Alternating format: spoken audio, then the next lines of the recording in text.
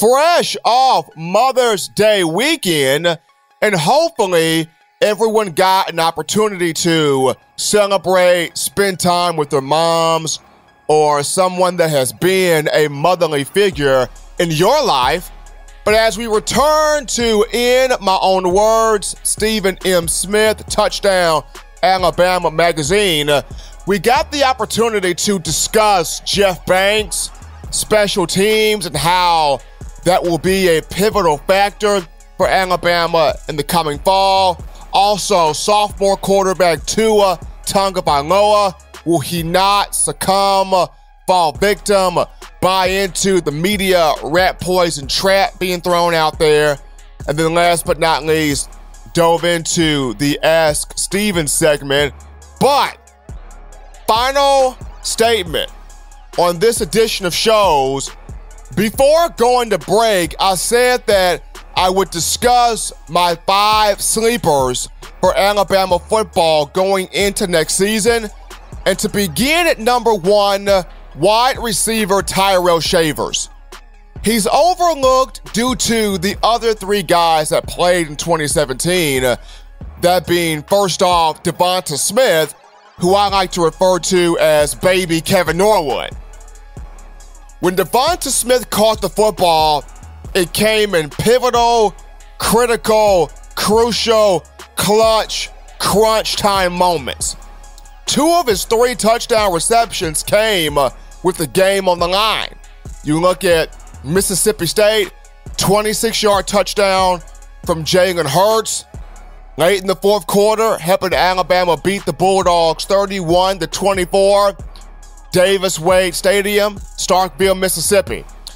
We all remember national championship against Georgia, Mercedes-Benz Stadium in Atlanta. 41-yard touchdown catch off the arm of Tagovailoa. In overtime, 26-23, Alabama taking care of the Bulldogs. When you needed a big play for Devonta Smith, it came in a clutch moment. Baby Kevin Norwood. Then you have Henry Ruggs III, quick, elusive, fast, just knows how to get open. Just finds the ability to get open. 6 touchdowns last year. Led the team, including 1 against Georgia, national title game to start the comeback. And then last but not least, Jerry Jeudy, and from a lot of people feel like is baby Amari Cooper, baby Calvin Ridley, seeing how Jeudy, the latest guy to come from that Florida pipeline. But when you touch on Tyrell Shavers, this guy's 6'6", 213 pounds, and he's still growing. Still growing into his frame, redshirt freshman in the upcoming fall. He was number 83 on the Scout 300 recruiting site, number 133 on the ESPN 300. In his high school career, Louisville High School in Texas, 64 catches, 1,200 yards, 20 touchdowns. When you talk to Alabama players and former guys like Robert Foster, players around the program, different trainers around the program, I've gotten the chance to speak to a couple of media pundits I'm close with. When you bring up Shavers' name, they say he's a poor man's version of Julio Jones. That's a big compliment. He's got to get his hands tighter, got to find more ways to create that separation, needs tighter hands. But as far as his ability, his skill set, leaping prowess, size, physicality, poor man's version of Julio Jones, Tyrell Shavers. Was not able to get on the field in spring ball, especially during the A-Day game, due to had surgery to repair a toe, had a little toe injury there. But should he be able to get on the field in the fall, especially when you look at summer workouts, fall camp, the ability to mix and match with the different receivers Alabama has is going to be unreal, especially with Tyrell Shavers on that field. Guy's good, guy's a natural, guy's physical. If he can get his hands tighter, find ways to create more of that separation, Shavers is going to be a big story, but he's my first guy. At number 2, I look at linebacker Markel Benton. No one is sleeping on redshirt sophomore linebacker Ben Davis out of Gordo High School in Alabama. The 5-star prospect is the son of Wayne Davis, the program's all-time leader in tackles with 327. When you look at social media, the majority of the time, Alabama fans are concerned with when is the light bulb finally going to come on for Ben Davis? When will he finally grasp the attention to detail? I was so impressed with him in high school. He was such a big-time factor, a big-time star. When is everything going to finally click for him? I want to see Ben Davis ball out on the field. When you go to social media, that's what you're seeing from a lot of Alabama fans, and rightfully so. During the spring, I looked at him for myself. He's gotten better tackling. He's gotten better with attention to detail. He's gotten better with the scheme. His work ethic has vastly improved. Even when you look at his size, he's added some weight, some muscle. He's 6'4", 240 pounds, which is very good size for an inside backer. But the guy that my eyes have been on more so than Ben Davis is Markel Benton, the redshirt freshman.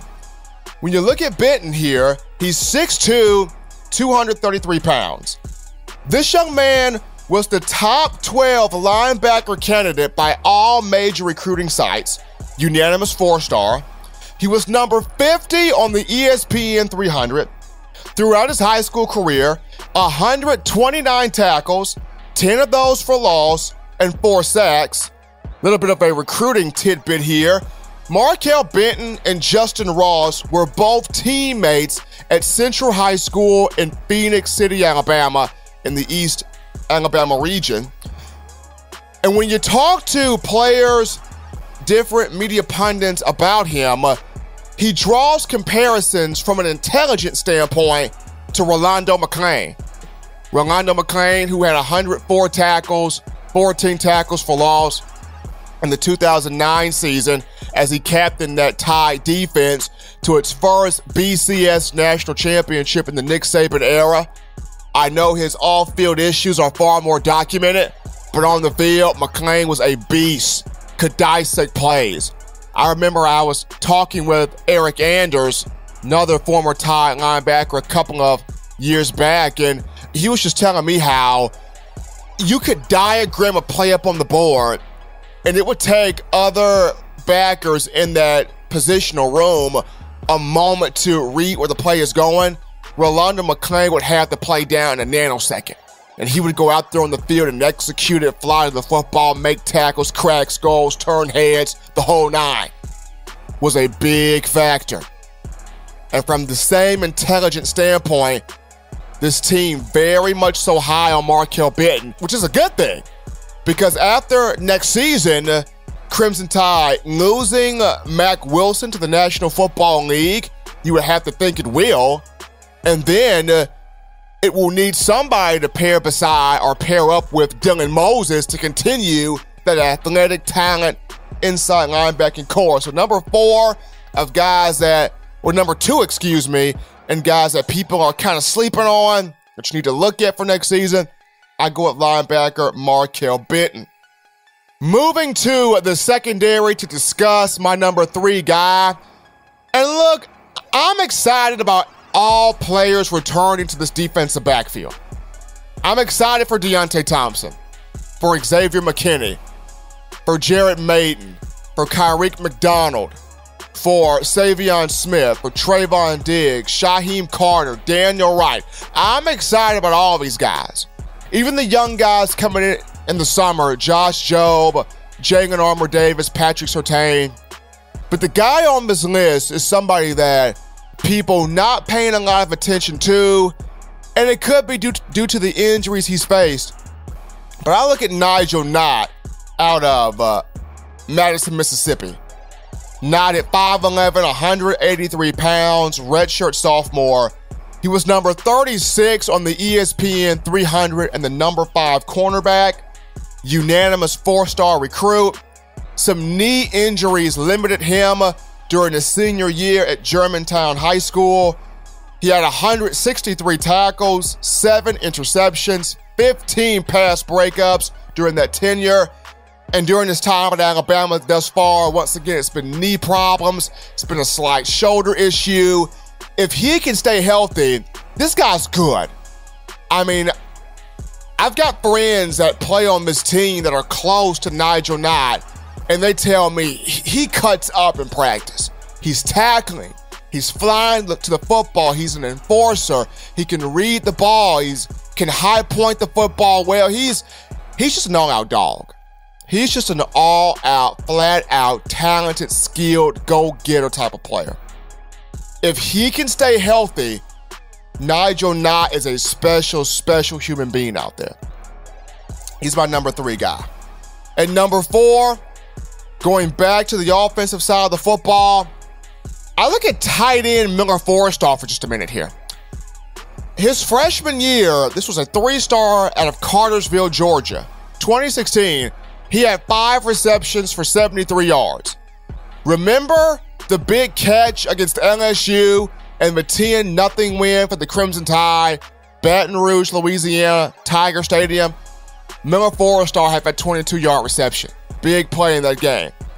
And he got hurt during the early portion of last season against Colorado State, which was the reason why he got the medical red shirt. But the reason why this guy's kind of being overlooked, you have Irv Smith Jr., who's 6'4", 248 pounds. Everybody's looking at him as the next O.J. Howard. Built like O.J., size like O.J., potential like O.J. Everyone's looking at Irv Smith Jr. as the next O.J. Howard type of player. And then you got Hale Henches, who's basically your do-it-all, Mr. Dependable, reliable tight end. He can catch, he can block, got a lot of leadership. Everyone expecting big things from Henches. Then there's Kedrick James, another physical specimen at 6'5", 255 pounds out of Texas, the sophomore who made a lot of noise in spring. And last but not least, Major Tennyson, another big-bodied tight end. So Miller Forrestal, despite the good freshman year he had, knee injury halted his sophomore season, and now as he comes back as a redshirt sophomore, once again getting that medical redshirt, how much does he get involved within the offense? How much does he get involved within the pass catching? Big-time playmaker. He's added some weight also at 6'5", 242 pounds. So he's packed some muscle on him. But can Miller Forrestal stay healthy? That's my number 4 guy. And rounding this out, at number 5, I just don't want this particular player to have the pseudo Chris Black story. Y'all remember what happened with Chris Black?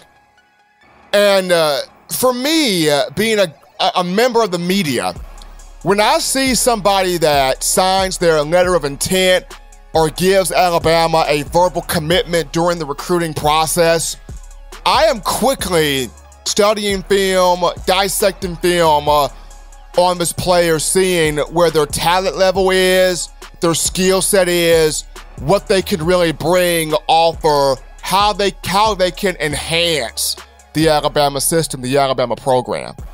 And I remember when Chris Black, came in 2012, this was a big deal out of Jacksonville, Florida. 5-star guy, quick, elusive, acceleration, pretty good hands.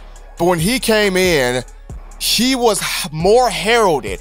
He was more highly touted than Amari Cooper, 4-star, who also came out of Florida in the Miami area. But we all remember what happened to Chris Black. Suffered a shoulder injury in August camp, couldn't do anything in 2012. And in 2013, with Blake Sims as the backup quarterback, started to chirp a little bit. I think he had 8 catches for 79 yards and a touchdown. And everybody was like, whoa, okay, Chris Black, 5-star. I see you. Okay, let's see if you can keep that going, but I like this. And in 2014, it came in, the nagging ankle injuries. couldn't stay healthy. You would see him in practice. He would be at the back of the line, trying to push off the ankle. Couldn't do it. He would smile to hide the pain, to hide the frustration, to hide the anguish. Wanted to do more, wanted to play more, wanted to push off more, wanted to give more, but just couldn't stay healthy. I think he probably had, 2 ankle surgeries, and still it just couldn't get right. And then he ends up transferring to Missouri. Just could not stay healthy. And the guy that I'm about to bring up, Josh Jacobs, you really hope this young man at running back does not have the same story. His freshman year, 3-star out of Tulsa, Oklahoma, did not get a lot of offers. Alabama got him as a steal in the 2016 recruiting cycle, and that boy turned some serious heads. Almost had 600 yards rushing, 567 yards, 4 touchdowns on 85 carries, was a weapon out the backfield as a receiver. The guy's a Swiss Army knife. And then last year, played on a bad ankle. Had to have surgery on the ankle. This is how important Josh Jacobs is. Let me give you a scenario here. Last season, Brian Daboll comes over from the National Football League, New England Patriots, to be the offensive coordinator for Alabama. He had this entire offense set up with Josh Jacobs in mind. Reason why? At New England, the Patriots are known for having running backs that can catch the ball out the backfield. They got diverse backs. Whether it's Deion Lewis, Rex Burkhead, LeGarrette Blount, James White, I mean, the list goes on. They have backs that can catch the ball out the backfield, which puts another element, another dimension to their offense with Tom Brady. So when Brian Daboll came in to Alabama, he had this entire offense with Josh Jacobs in mind, but when Jacobs was hurt, banged up, you have to switch the whole scheme around. When he's healthy, he's an animal. He's a game changer. And then when you have Damian Harris coming back, which that shocked a lot of people. He wants to be the main guy. He came back wanting to make history, becoming the first Alabama back to have 3 consecutive 1,000-yard seasons. Of course, he wants to strengthen his NFL draft stock. I mean, you got Najee Harris, of whom every Tide fan believes this is the best running back Saban's ever recruited. Built like Derrick Henry, runs like Henry and Eddie Lacy combined. And then there's Brian Robinson, who's an absolute dog. I mean, this guy showed in the spring game, look at me. I deserve more attention. I deserve some carries in this thing. So the main thing you hope for Josh Jacobs is, son, can you stay healthy? If he can stay healthy, big deal. If he cannot, this could potentially be a pseudo Chris Black story due to all the talent Alabama's got in the backfield. So running back to this again. 5 sleepers for the Crimson Tide going into next season. Guys you should look out for. Number 1, wide receiver Tyrell Shavers. Number 2, linebacker Markel Benton. Number 3, defensive back Nigel Knott. Number 4, tight end Miller Forrestal. Number 5, running back Josh Jacobs. Ladies and gentlemen, you can always catch the podcast on YouTube. Subscribe to the Touchdown Alabama Magazine YouTube site. Subscribe, like the podcast, leave comments. Want to hear from you, the smart fans, when it comes to Alabama football. Studying, watching, enjoying the team you crave to see on Saturdays in the fall. Wanting the best information, subscribe to Touchdown Alabama Magazine on YouTube. You can also catch the podcast on SoundCloud, on Facebook, Twitter, and other forms of social media. New podcasts come out Mondays, Wednesdays, Fridays. You can refresh yourself with old podcasts by checking out the archive in Touchdown Alabama Magazine YouTube and also SoundCloud. You can check out old segments from the podcast. For all of us here at Touchdown Alabama Magazine, it's your boy Stephen M. Smith. Enjoy the rest of your week. Till next time, folks, in my own words, so long, everybody.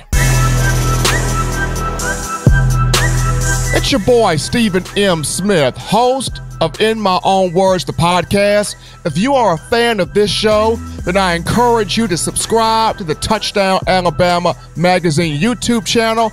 Also follow the brand on Facebook, Twitter, and other forms of social media as we continue to bring you the best in Alabama football and Crimson Tide athletics.